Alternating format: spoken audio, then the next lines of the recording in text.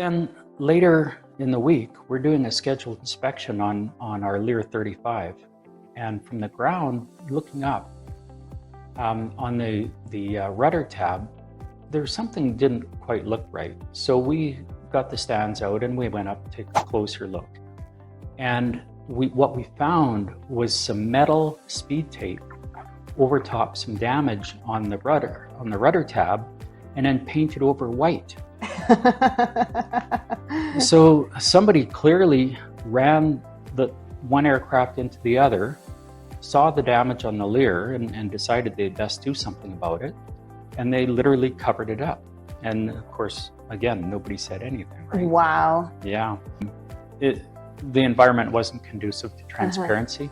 You know, when I first started in aviation, 18 years old, I was washing the airplane one night in a hangar all by myself, and I'm using a brush, and all of a sudden, twink, this part fell on the ground, and I thought to myself, oh no, you know, being new to aircraft, I didn't know what it was. I didn't know if it was a pitot tube or you know, for sensing airspeed or what it was, right? So begrudgingly, I picked up the phone, I called my boss, and an engineer came out and looked at it, said, oh, that's a nacelle water drain, don't worry about it, we can manage for the flight tomorrow.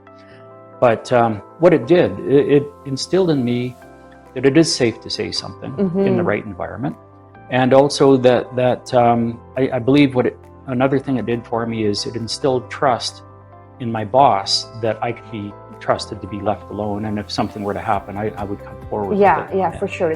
One of the important things to remember about pre-purchase inspections is that you have to understand the scope of the pre-purchase inspection. It's very specific. It's usually expressed in writing in detail as to how far the inspection will go. I mean, the owner would like to tear everything apart and look at every last little piece. And the seller would like you to just look at it from 30 feet away and say, hey, it looks nice, let's get that. But that's not how it works, right? So generally, pre-purchase inspections are spelled out in writing. And this one was no different. It was spelled out in writing as well. And, you know, with pre-purchase inspections, typically there are three parties involved. There's the seller, the purchaser, and the maintenance organization or the person that's performing the pre-purchase inspection.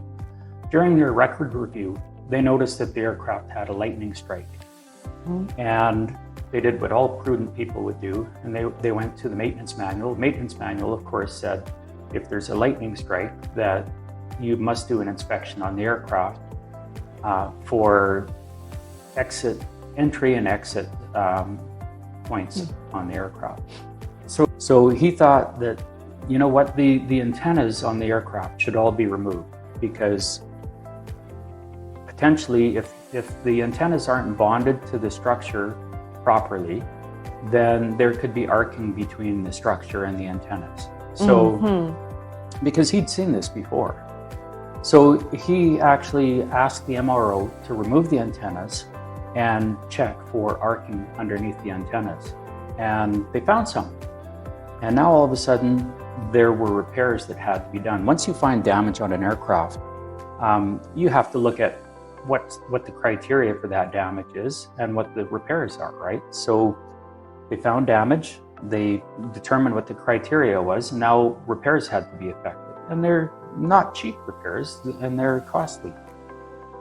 So now all of a sudden, the buyer got into a discussion with us, the seller, asking if we are going to pay for the damage, the repair of the damage that was performed on the aircraft. Problem is, the removal of the antennas was not included in the pre-purchase inspection. And as a civil aviation inspector, obviously you come across lots of different situations where you have to look at different aircraft, you have to deal with different people, organizations, private people. So this is a corporate aircraft operator who's supposed to be getting a new aircraft type.